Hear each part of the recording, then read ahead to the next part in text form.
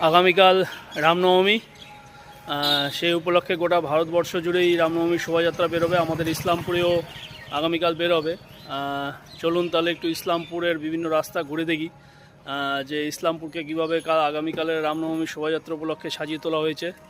তো চলুন তাহলে একটু ঘুরে দেখা যাক। এখন রয়েছি রামকৃষ্ণপল্লী এলাকায়, সোনামতি রোড রামকৃষ্ণপল্লীতে।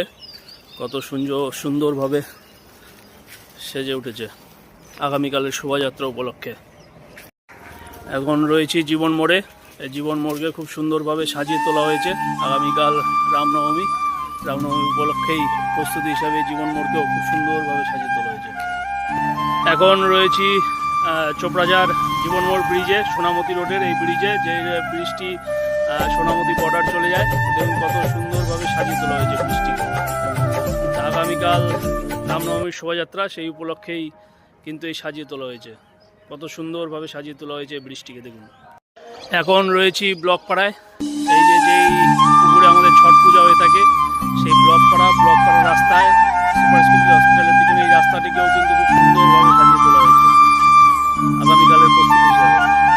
ঘুরতে ঘুরতে চলে এলাম এই নেতাজি পল্লীও কিন্তু সাজিয়ে তোলা হয়েছে